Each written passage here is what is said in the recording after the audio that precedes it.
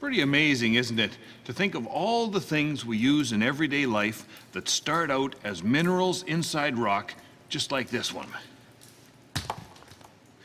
Okay, now I've got a quiz for you. You name any letter of the alphabet, and I'll try to guess something that starts with that letter that we use every day that comes from stuff we get from mines.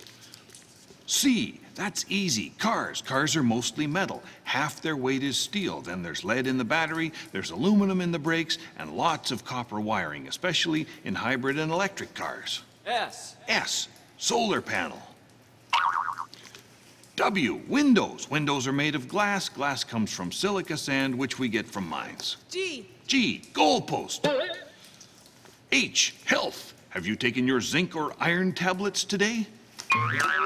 Z, are you trying to tell me something about my zipper? Whoa. Okay, I get it. But, you know, getting minerals out of the ground, it's not a new thing. It's been going on for thousands of years, originally with First Nations groups all up and down the coast. But what about this place, the Britannia Mine?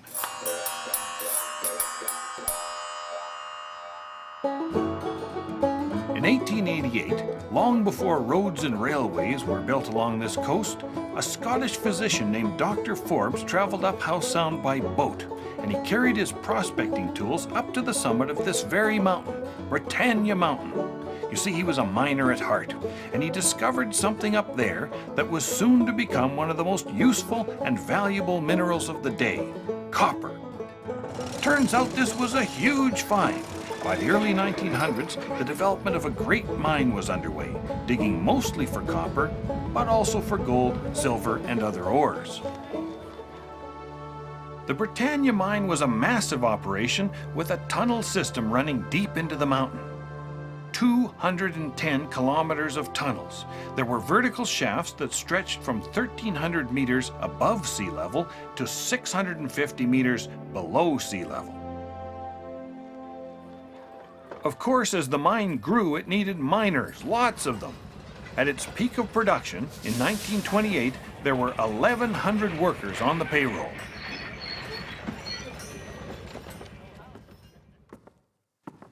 This 20-story concentrator, or mill building, is where the valuable ores, the copper, lead, zinc, gold, and silver, were separated from the waste rock. They could process as much as 6,000 tons of rock here each day. Starting at the top floor, the baseball-sized chunks of rock went through a series of crushers and a clever chemical process so that by the time they reached the ground floor, this is what was left. No more waste rock, just the valuable minerals called concentrate. In its prime, the Britannia Mine produced more copper than any other mine in the British Empire. Copper from this little port made its way around the world.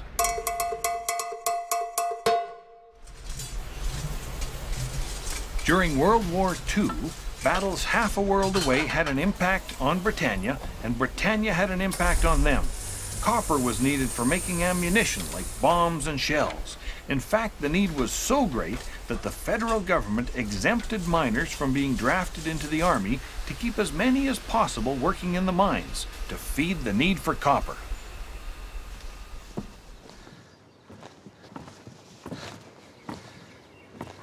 The company built 2 towns. One was 4.5 kilometers up this mountainside. You'd climb these stairs, all 347 of them. Then you'd hop on a little inclined railway and ride standing up at about a 30-degree angle. Finally, a mine train would take you the last leg into the town site, Mount Shear. The town site was the base of operations for the mine, and it was the home for the underground workers and their families. Wasn't much to look at first, but at its peak it matured into a bustling community of 2,000 people where there was no shortage of things to do.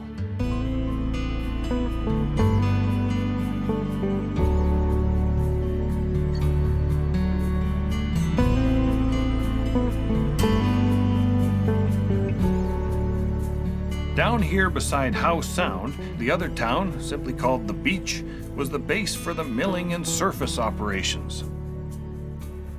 This is where the processed ore was loaded onto ships for transportation to the smelter. And this is where the mine manager lived and kept an eye on you. The three-story company store provided everything you needed, from soda pop to groceries to shoes or even an oriental carpet. For more than 50 years, there was no road or railway to these towns, so the only way to get up or down the coast was by boat.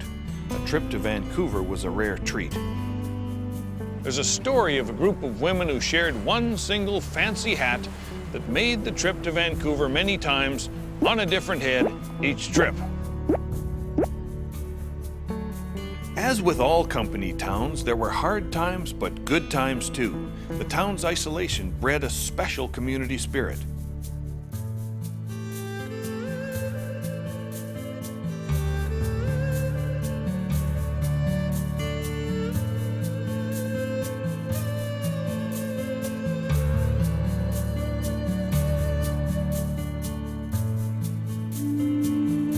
The big social event of every year was the crowning of the Copper Queen.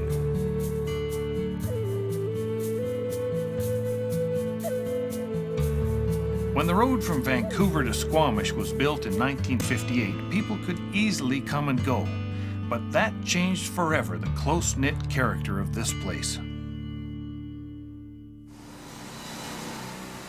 Over the years of its operation, the Britannia Mine pulled enough ore out of these mountains to produce about 800,000 tons of metal. That's equal to the weight of about 4,000 jumbo jets. But finally, by the early 1970s, the mine was struggling to make a profit. It was the end of an era for this mine and for company towns like the beach and the town site, not only here, but across BC and elsewhere in Canada. In 1974, the last whistle was blown and the Britannia Mine was closed.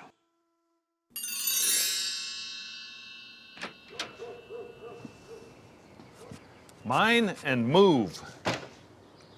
That was the name of the game for most mining companies all across Canada back then. The mine shut down, the company packed up and left, and most people moved away. But here's the thing, where are we now? We're on the BC coast, and what does it do here? Well, it rains, and it snows, and the snow melts, and all that water has to go somewhere, so it finds its way down into the ground.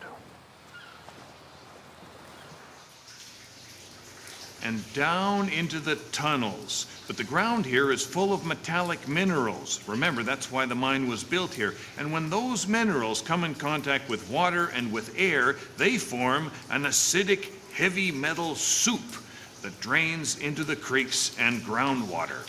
It's actually a natural process called acid rock drainage.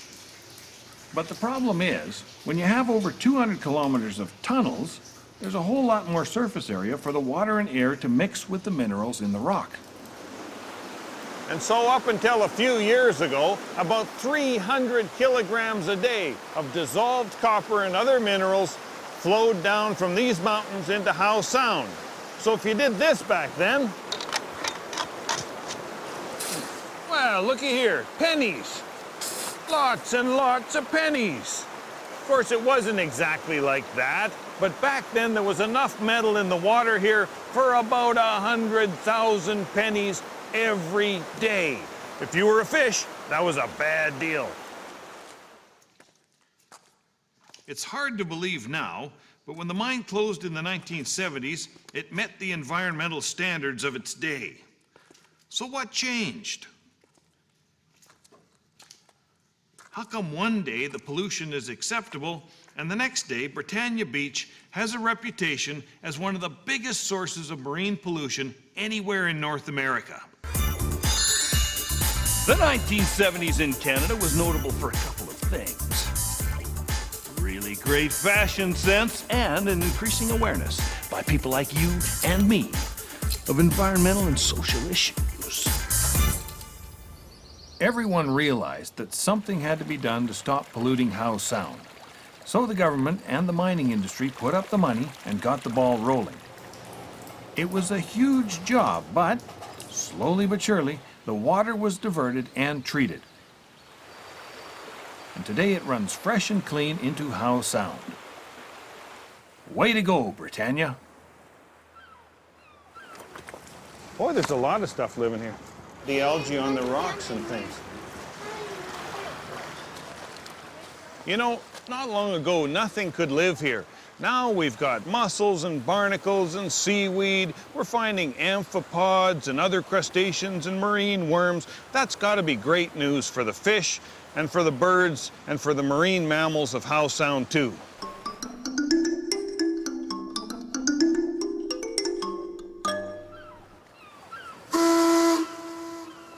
It's good to hear the old mine whistle blow again and to see the mill building all spruced up. But what can we learn from this story? The Britannia Mine was one of Canada's industrial building blocks, an important mine of its day.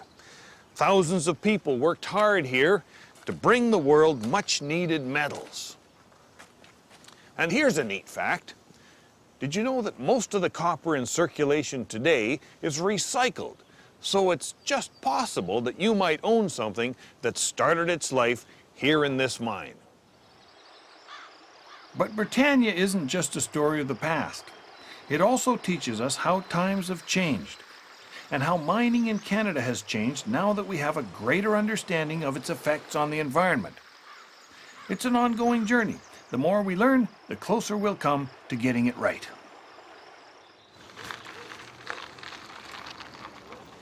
You know, if you think about it, just about everything we use day to day is either grown, like this carrot, or mined, like the metal in my bike. You see, we're all involved. In a way, you could say we're all miners.